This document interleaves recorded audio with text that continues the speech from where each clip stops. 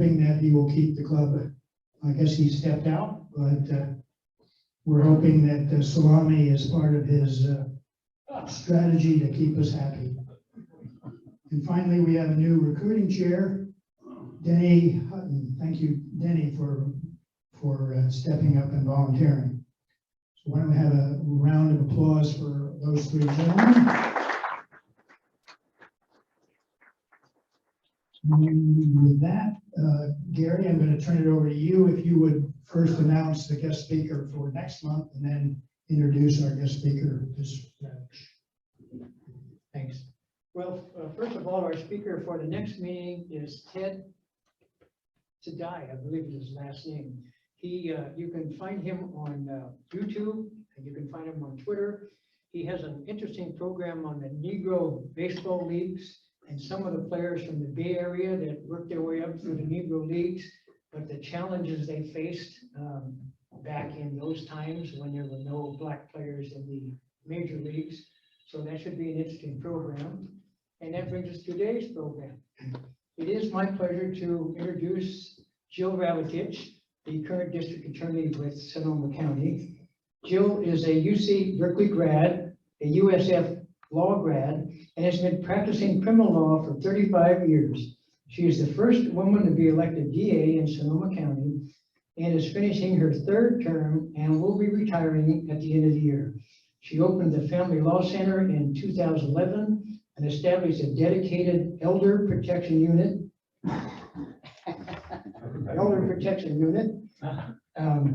She serves on various boards in the community and is an adjunct professor at Empire College of Law. Please join me in welcoming Jill Ravitch.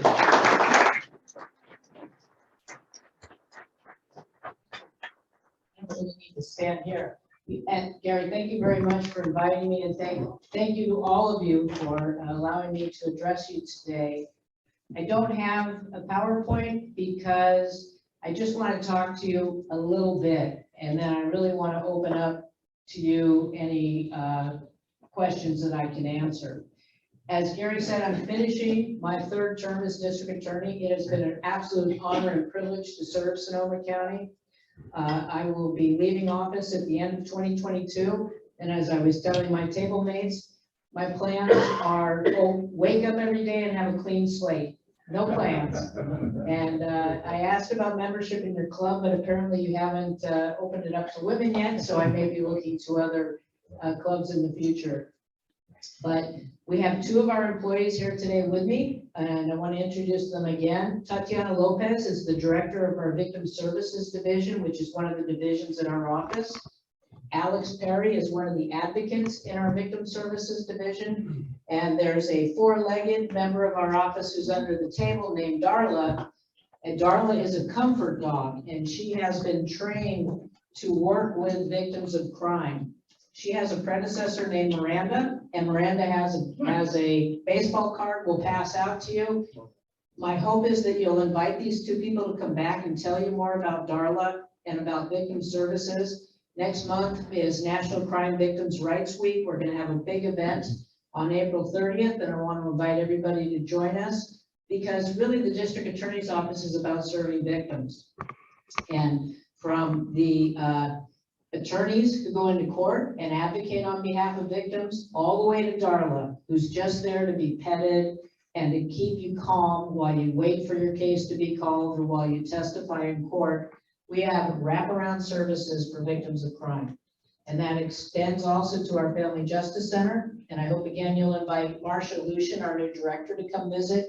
They offer wraparound services to victims of family violence, sexual assault, elder abuse, and child abuse. And they're located over near Kaiser in their own separate building. But the DA's office has about 130 employees that I'm honored to lead. Our budget is about $30 million. I know people sometimes are interested in that. We review about 20,000 police reports a year. I was talking with these gentlemen about car stops and how it seems if you follow Nixle that we're stopping people day after day after day with guns and drugs and other illegal things in their cars. It's all around us. And business is booming. I hate to tell you that. But that being said, we're a very safe community. I was actually on the phone with our outgoing Santa Rosa Police Chief, Ray Navarro, who'll be leaving in May. Your community is very well served by the leaders in law enforcement here. But nonetheless, crime occurs. And so here's a thumbnail sketch of how we get involved. Let's say you go out to your car, you notice the window's broken, you look inside and you realize the wallet that you left in the glove box is gone. You get on the phone, you call the police, you say, hey, I've just been a victim of a crime. They'll probably tell you to go online and fill out a police report because they don't have an officer to come, but they may be willing to send an officer out who might check for prints, look for other types of evidence. Ultimately, that officer will conduct a thorough investigation and come up with not only a crime, but a suspect, maybe a fingerprint, something else will connect the offender to the offense. When they put the case together, they bring it to the DA's office, and it becomes one of the 20,000 reports that we review every day. We have prosecutors assigned to review the cases, depending upon the type of case they are.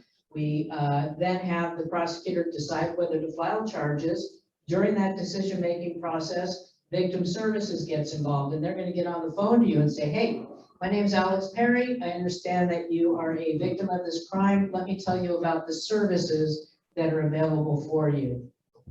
When a decision is made to prosecute, if a decision is made, we file our case in court, bring the offender in, and then the case begins. Not quite as exciting as some of the TV shows you're watching. I just heard about one about What About Pam or something? Yeah. But nonetheless, pretty basic. We bring somebody in. If they plead not guilty, it's incumbent upon us to prove it beyond a reasonable doubt. Most cases, 95% of them are negotiated or plea bargained because that's just the way we do business. And then ultimately the offender hopefully will be held accountable. You'll get restitution for the broken window. Hopefully we get your wallet back, whatever the loss is, and then we move on. So that's it in a nutshell. If the offender says, I'm not guilty, then we bring in a jury. How many of you have served on a jury in our community? Thank you very much for your service. It's an interesting process, and I'm hoping somebody will pick me after I retire because I'd like to see it from the other side. I've tried over 100 jury trials, and I've met all kinds of people who've served, but I would love to be on the other side and serve sometime myself as well. We ask our jurors to be diligent and to decide whether we've proven our case beyond a reasonable doubt. If we have, the defendant is convicted. If we haven't, then the defendant is found not guilty. It's just the way the system works. There's a lot going on in criminal justice now that is called post-conviction relief. And you may have read about it. You may be in support of it. You may be opposed to it. Basically what it says is too many people are in jail. We got to quit locking people up. We got to find a better solution. I support that to a limited extent.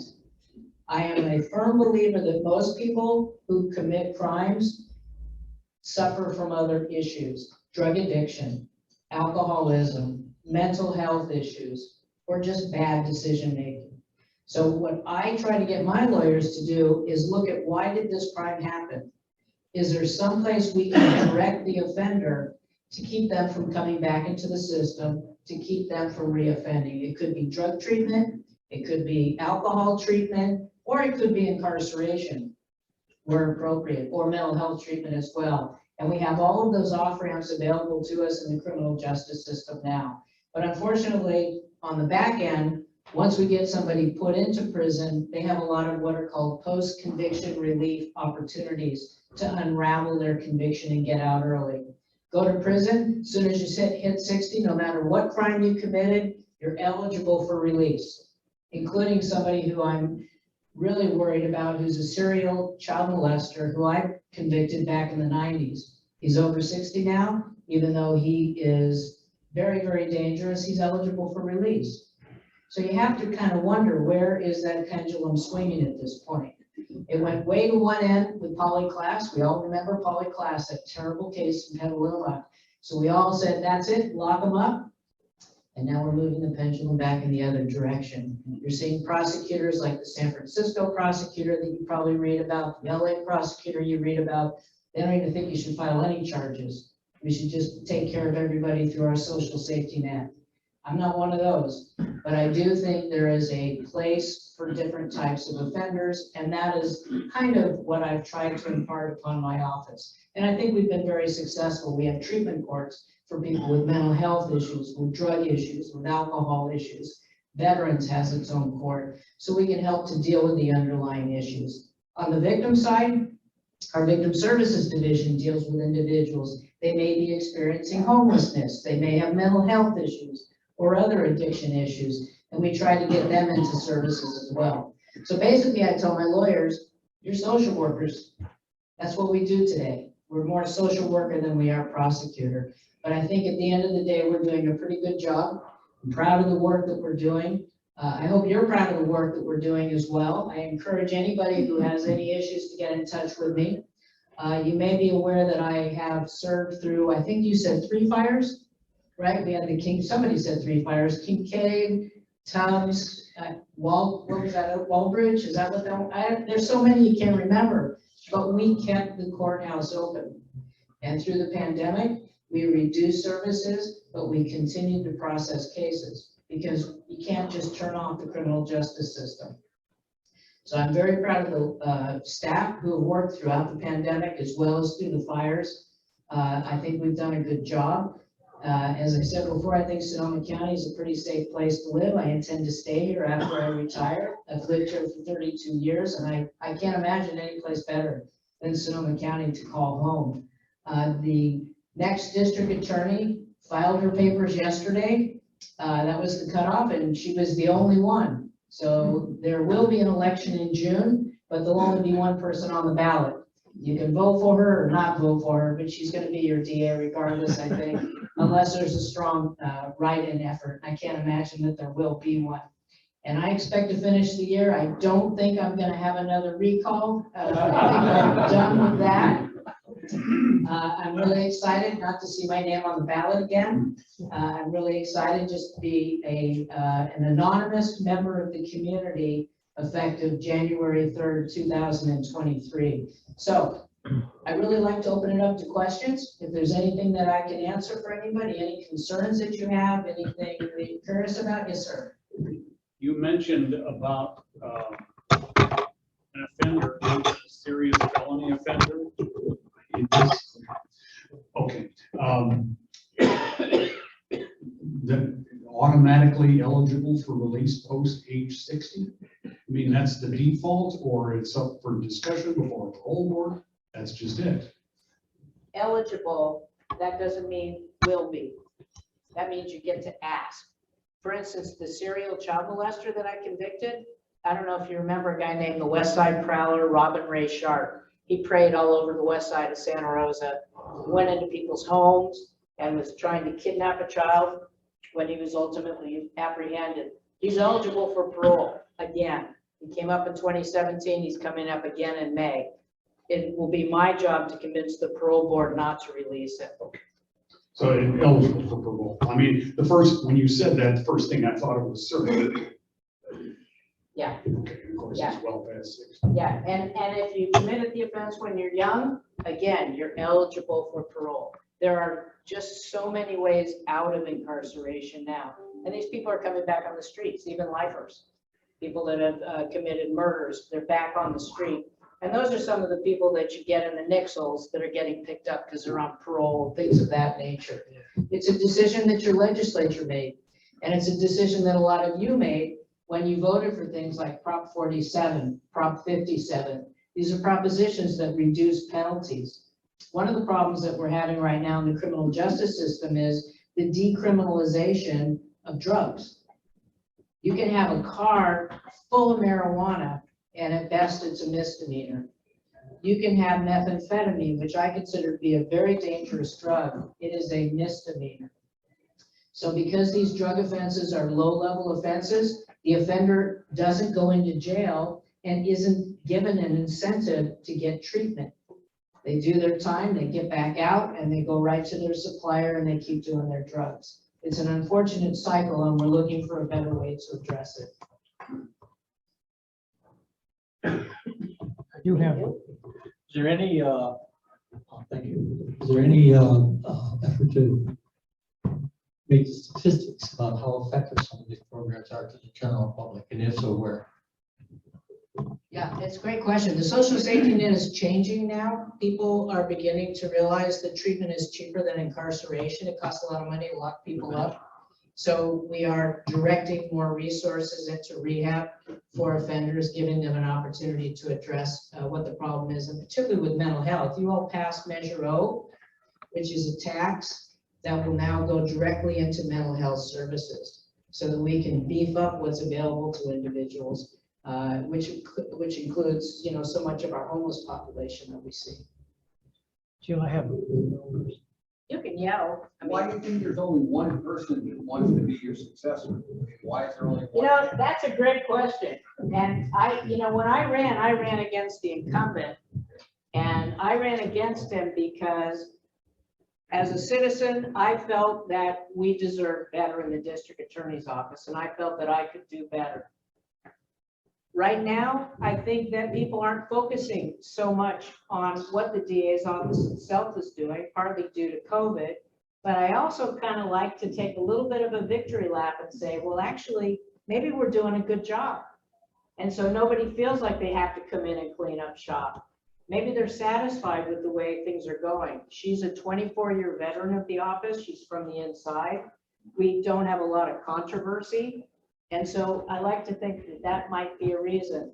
I have to admit, however, most people, when you ask them to get into politics, which is really what this is, they say, forget it. I don't want to be an elected official. It's crazy. Because I will tell you quite honestly, every day I get amazing emails, phone messages, people in public coming right up to me, and they will be very critical. They will be rude because this filter is gone in our world.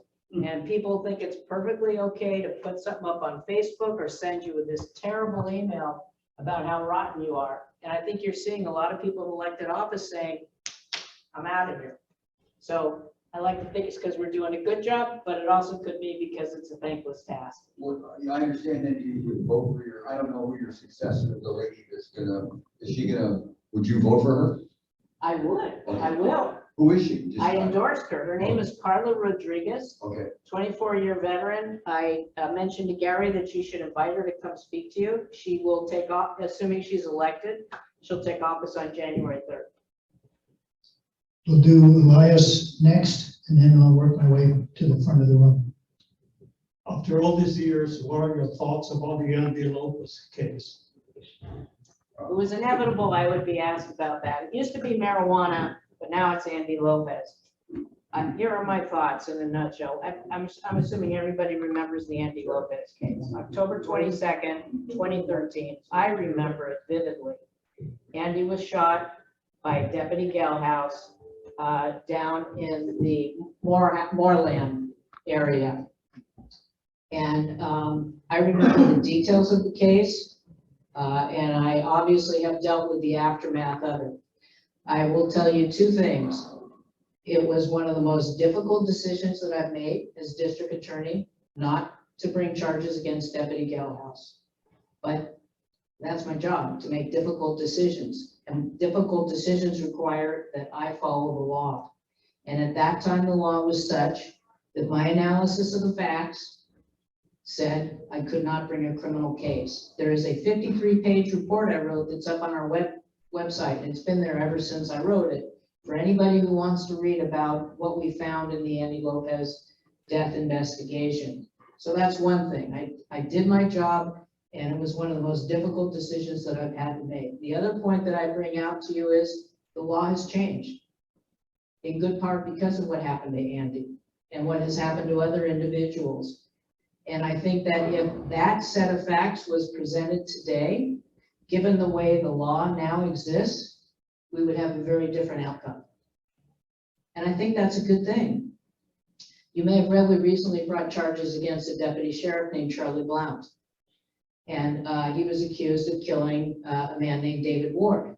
The jury found him not guilty. I accept that the jury found him not guilty, but I am proud of the fact that we brought that case to the jury. We have other cases that we've brought involving excessive force by members of law enforcement. I think the body cameras are one of the best tools we have in police work today. All officers wear these cameras, and they not only tell you what's happening, they also hold the officer accountable. And I think that interactions change when those cameras are running. And we have them not only to prove our cases in court, but also when you come in to complain about your interaction with an officer. Transparency is essential. Most cops, I mean, they're amazing. They don't wake up in the morning and say, I'm gonna go out and bust heads. They wake up in the morning and think, am I gonna come home safe tonight to my family while I'm out there protecting this community? And then they go out there and they do the best that they can all day long. And sometimes they're dealing with people that are not very respectful. But there's always that small number. You know, in any profession, people that don't do the right thing. And it's incumbent upon district attorneys, it's incumbent upon the community to hold those individuals accountable. And I think as the laws are changing, that accountability piece is going to improve over time. So I hope I answered your question. Joe, I have Yes, one. You mentioned earlier about at age 60, someone can apply for, does that include those criminals that have been sentenced to life without parole? Convicted murderers? They can apply and they can seek clemency. I have a woman, I was telling this gentleman earlier, I prosecuted a woman who killed her plastic surgeon. I don't know if you remember that case. Yeah. Dr. Michael Tavis. Yeah. It was a while ago, and she got life without parole. Well, every so often she tries to get out. She applies for clemency or something else. I also prosecuted a woman who robbed an armored car guard in the city of Sonoma. You may remember that one back in the 90s, the Bank of America right on the town plaza. They went in, they killed the guard, grabbed the money, and then her buddy got killed by the driver. She grabbed the money and ran. I took her to trial. She got life without parole. Right now, I am fighting a motion to unwind her conviction that can result in her immediate release. It's just the way the law is today, unfortunately. But we're doing the best that we can. And some people deserve to be released. Some people who were convicted actually have been rehabilitated. I don't believe in it being a one-way street. There are people who are held responsible who actually, they get it and they pay their debt to society and they deserve the right to return to society and give back. I'm all in favor of that too. So, anybody else? I just wanted to tell you personally,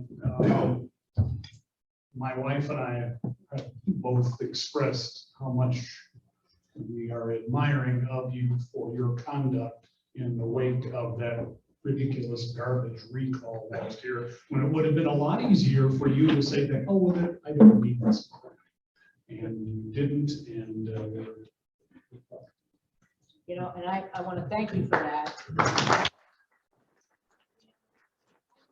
I didn't win that election. He lost. That man spent $1.8 million to destroy me. He attacked my brother, told lies about my family, and he lost. And I should have sent a strong message to him, but I want to thank you for that. And trust me, I did think a lot about walking away. It was not a pleasant time in my life, particularly when he went after my brother for a tragic accident.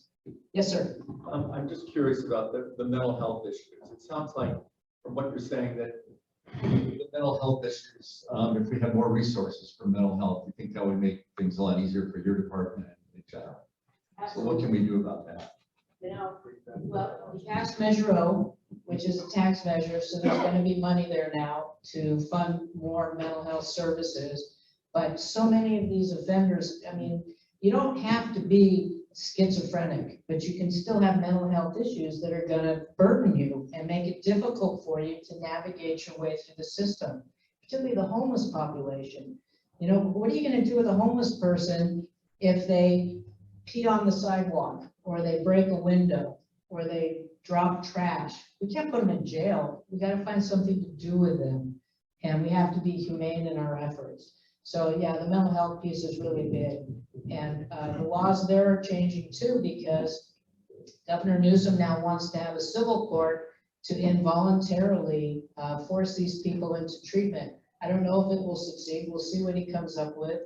But I think that the real key is developing more inpatient opportunities for people. I can't tell you how many parents tell me, why won't you get my son a bed? He needs a bed and he needs treatment and he needs medication. If we can do that, find a place for these people to get the treatment they need, the medication they need, the support that they need, everybody benefits. You know, we all rise together, right?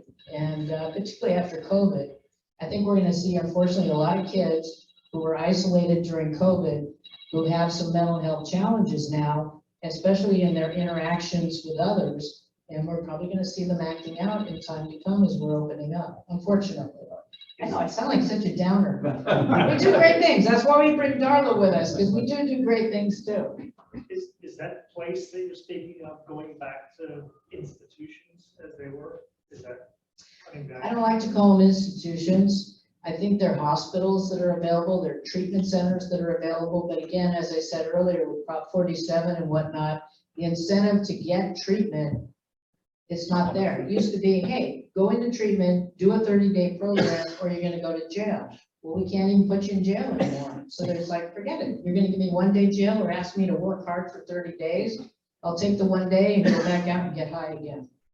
So it's unfortunate. Yes, sir. Didn't this mental health thing all kind of unwind when Ronald Reagan was governor? Yeah, This is where it all started. I mean, Yeah. I love Ronald Reagan, but I noticed that because I was in pharmaceutical business at that time. right. They defunded. Everything got defunded. People hit the street, and everything gravitated into the criminal justice system where it doesn't belong and it's too expensive. But I think we're moving back in the right direction. I think people, and also a lot of times people didn't want to talk about mental illness, right? Nobody wanted to admit that somebody had a mental health issue. And now people speak openly. If you're suffering from depression, if you're bipolar, things like that. It's not, the stigma isn't the way that it was. And there's an organization called NAMI, National Association for Mental Illness, which I think gets a lot of credit for that. So it's okay to talk about it. Yes, sir. Phil, a few years ago, you opened a family center on Mendocino Avenue. Is that still ongoing? And that was a very successful program. It absolutely is the Family Justice Center, and I have invited Gary to invite our new director, Marsha Lucian, to come and meet with you. We have wraparound services for victims of family violence, sexual assault, elder abuse, child abuse. What we did is we took agencies that provide these services and we asked them to put a representative in one spot. So when a client comes in the door, they are navigated to these services. All these different services are on site, can come, work with them, begin to offer them counseling and assistance. We have our homeless outreach team that Tatiana oversees that works with victims who are experiencing homelessness there. They have vouchers for housing and food and things of that nature. And we have a camp for the kids who are in these traumatic households called Camp Hope. And we've been sending kids to these therapeutic camps up in Shasta County for the last 5 years. These kids, they live in turmoil and just, I mean, it's a mess. Imagine being in a home where domestic violence is a daily event. So kids from 5, I think the oldest is 16, is it? And they get to go for a week for free and be in the mountains and go kayaking and rope climbing and all this wonderful stuff. And they have therapists there in case the kids have any issues and need any support. So that's just an example of some of the wonderful things we do at the FJC. So this event that Tatiana's putting on, I want to bring it back to her. She has a couple of flyers here. And like I said, I'm hopefully you'll have her back again. We can put these on the back table. She is putting together an event on April 30th at the Family Justice Center. It's a free event, and we're going to have all of our different service providers there to celebrate National Crime Victims' Rights Week. It's a week where we acknowledge the incredible work that people like Alex, Darla, and Tatiana do, and we also recognize the strength and the resilience of the victims that we serve. And I think it's going to be a great event.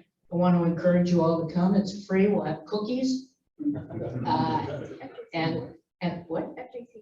And tours of the Family Justice Center, absolutely, as well. So it'll be fun. So I'm gonna leave you with this. We're waiting for a jury verdict right now, just to kind of bring you back to what we do. Tatiana began working with a victim 2 years ago? 4 years. 4 years ago. This woman thought she was getting into an Uber. Nobody here's on jury duty, right? I don't want to talk to any jurors right now. Okay. So this woman thought she was getting into an Uber car in San Francisco. Instead, she got into a car that brought her up to Sonoma County by 2 strangers. It's been in the paper. She was viciously raped and beaten along the way and then dumped out. Tatiana, together with our prosecutor, worked with this woman for 4 years. This woman, she didn't know what had happened to her. She knew it was a terrible thing. She didn't know who had done it to her. She was so traumatized. They would just talk. They would just be there available to her to help her find the strength to tell her story.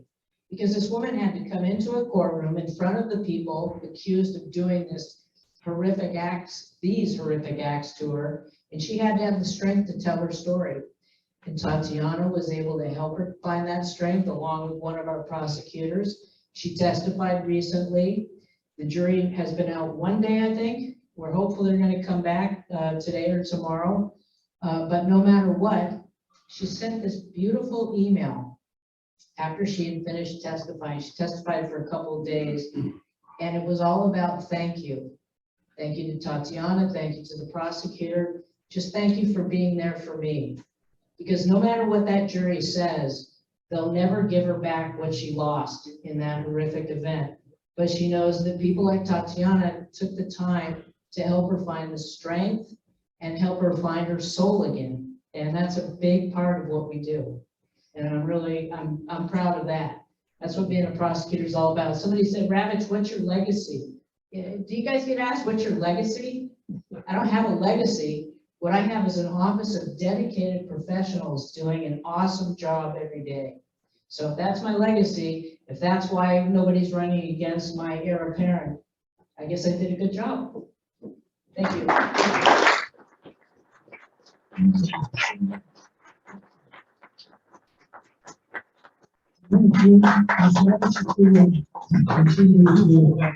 Stand up here for just a second. Gary would like to give you a First of all, I want to thank you for taking your time to speak to us and for an excellent program. So we have a little certificate of appreciation for you. Thank you. But more importantly, we have a bottle of Sonoma County's favorite grape juice. Thank you very much.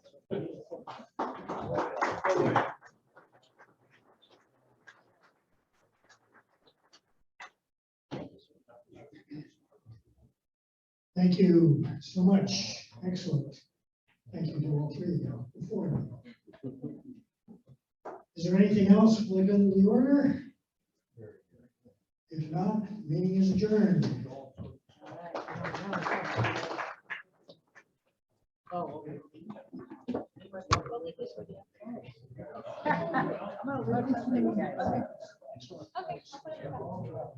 Now we can have